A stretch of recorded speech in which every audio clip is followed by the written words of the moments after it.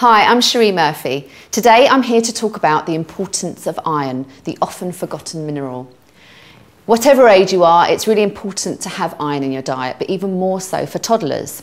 In a recent survey done by the Big Iron Count, it revealed 8 out of 10 toddlers were not meeting their recommended daily intake of iron. Now, as a mother of 3, I totally understand how hard it is to ensure you're doing the right thing. I'm joined by nutritionist Fiona Wilcock. Now, Fiona, I can't wait to pick your brain about my own toddlers' eating habits. But first, let's talk about iron and the importance of iron in a toddler's diet. Well, in fact, iron is important for us all, not just for toddlers. But for toddlers in particular, they're going through a critical phase of growth and development, and so it's important for them, particularly for brain development. But we know for all of us, iron is a really important part of a varied, balanced diet. And what are the common misconceptions that parents make about iron and iron-rich foods? Well, I think parents don't know terribly much about iron. Certainly the surveys that we've carried out seem to indicate that it's a bit of a Cinderella sort of nutrient. And so we do know that it's actually very difficult for toddlers to get sufficient iron in their diet. They've only got tiny tummies, so they need foods that contain a lot of iron in them. But if you've got a really fussy eater as a toddler, what do you recommend? I recommend perseverance, really. Easier said than done, but we do know that the more you expose children to certain foods, the more likely they are to eat it. And just going for good sources of iron in the diet. So going for the meat, the red meat, perhaps some sardines, a little bit of liver pate by the time they get to age 1 year, some lentils, tofu, those sorts of things, or fortified products. So it may be a fortified milk, or it may be fortified breakfast cereal. You know, there are ways around it.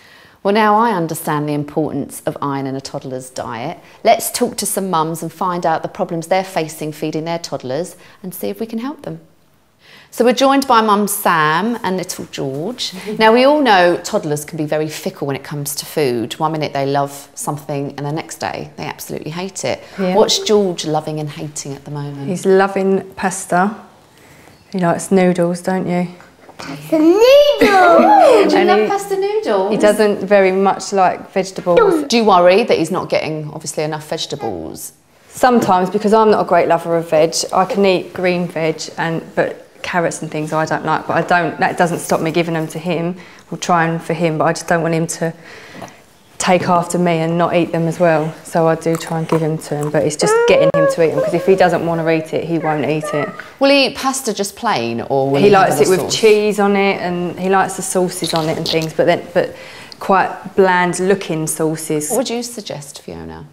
Well, just to keep on with the vegetables, there's quite a lot of evidence that the more you expose children to vegetables, the more likely they are to eat them. So even, you know, putting little bits, I mean, that's a big piece of broccoli that needs to be cut up, but if you were to cook that and put it on his plate every day, there seems to be evidence that with time he will actually try Get used that. to it being there, try and baked beans actually do contain some iron as well, so, you know, to have some baked beans occasionally. He's eaten them a few times, but I don't think it's the texture of them. He'll spit them out straight away. I think it is persistence, isn't it? Yeah. You don't want to force feed them, do you? No, he's got wise to that already. Sometimes it works if you sort of turn things on their head, and so instead of doing a normal sort of meal situation, say for example have a picnic.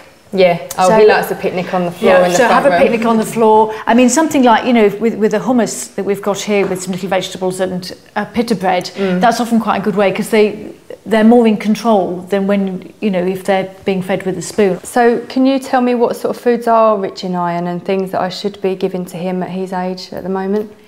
There's 2 different sorts of iron actually in foods. People often say, oh, well, spinach and broccoli contain lots of iron. Well, they do contain some iron, but it's not the sort of iron that the body can easily absorb.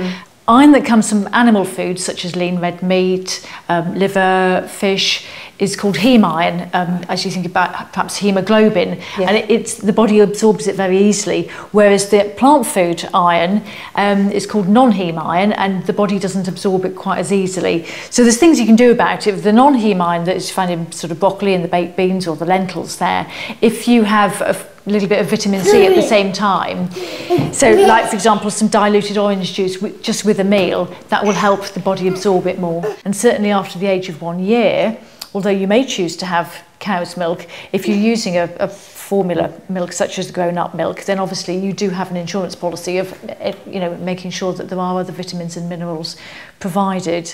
Today's certainly been an eye-opener for me, and I hope you found our tips and advice helpful. But if you'd like more information or you want to check your own toddler's intake of iron, go to thebigIronCount.com.